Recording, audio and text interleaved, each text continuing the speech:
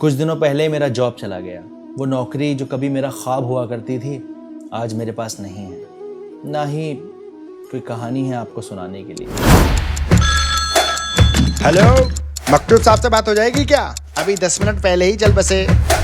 तो साहब हुआ यूं कि कुछ दिनों पहले मेरे मैनेजर का मुझे कॉल आया। हे मकतूब, कैसा है? ठीक। अच्छा सुन यार, एक बुरी खबर है तेरे लिए। अच्छा तू जानता है ना आजकल क्राइसिस चल रहा है, कंपनी कितना लॉस में चल रही है। तो यार ऐसा है कि तुझे रख नहीं पाएंगे। क्या भाई? बैठी तशरीफ खड़ी हो गई ये बात सुन के, पूरे बदन में बिजली सी दौड़ गई। क्या बात कर रहे हो सर? सर हेलो हेलो भाई, वो कहाँ सुने, वो तो अपनी में लगा पड़ा है। तू ये है, तू वो है, तू बढ़िया है, तू गुड है, और तू गुड बॉय है, और तू हार्ड वर्किंग है। अबे भाई सुनाई दे रहा है, क्या कह रहे हो? अबे हार्ड वर्किंग हूँ और फायर कर रहे हो, कुछ सेंस बनना है इस बात में, कोई तालमेल बैठ रहा है इसके बीच। पर भाई वो कहाँ सुने, उसने अपने सारे डायलॉग बोलने हैं, अपनी सारी लाइनें पूरी करनी है, जो मुझसे पहले वो 4 को बोल चुका है कि यार तुझे टेंशन नहीं लेनी है, एकदम चिल रहना, ठीक है? अबे चिल हो चुका हूँ मैं, पूरे बदन में खून जमा पड़ा है भाई, और कितना चिल करेगा। और सुन, तुझे कॉल करनी है, कभी भी टेंशन हो बस एक कॉल कर दे भाई, तुझे ना करेंगे हम कॉल। समझ में आ रही है बात? तूने बहुत टेंशन दे दी हमें, बिल्कुल भी नहीं करूंगा कॉल। मैं ये सब कहता, अपनी नौकरी के लिए गिड़गिड़ाता, सामने वाले ने फोन लेकर रख दिया। उसे तो जैसे मेरी सुननी ही नहीं थी। भाई मैंने कह दिए, तुम समझ लो, तुमने क्या समझी, इससे मेरा कोई लेना देना नहीं है। ये उस तरह की कॉन्वर्सेशन थी। फोन रखने के बाद जो मैनेजर साहब के लिए मोहब्बत मेरे मन से उमड़ी है, न ऐसी मोहब्बत मुझे कभी किसी से हुई न कभी किसी से होगी। कुछ दिन बड़ी टेंशन में गुजरे, क्या होगा, कैसे होगा, अब मैं कैसे सरवाइव करूंगा। पर वो कहते हैं ना, जा को रखे साइयां मार सके ना कोई। तो साहब इस कॉल ने मेरे अंदर मर रहे उस सवाल को जगा दिया कि ये जो मैं कर रहा हूँ, क्या मुझे यही करना था?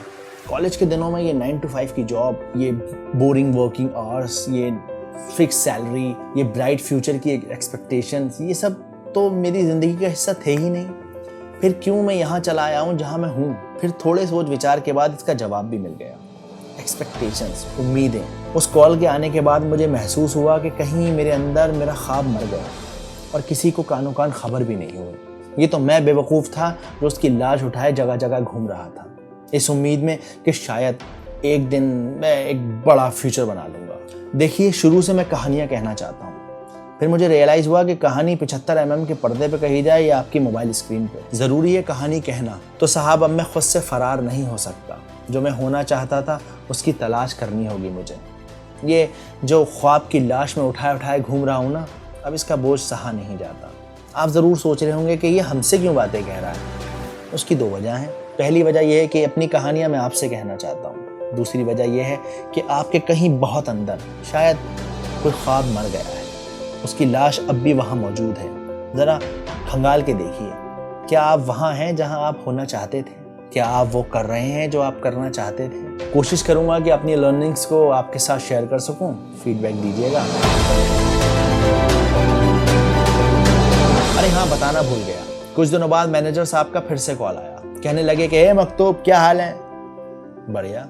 अच्छा सुन, कंपनी ना सबको वापस रख रही है। अभी आधी सैलरी मिलेगी, जब चीज़ें नॉर्मल हो जाएंगी तो वापस से पूरी सैलरी देंगे। इस बार अगर वो मुझे डबल सैलरी भी देते तब भी मैं उनसे कहता शुक्रिया, सब नॉर्मल है। उधर से आवाज़ आई, हेलो हेलो, हे मकतूब, तो सुन रहा है क्या? तो भैया ऐसा है कि मकतूब ने कह दिए, अब आप समझो। आदाब।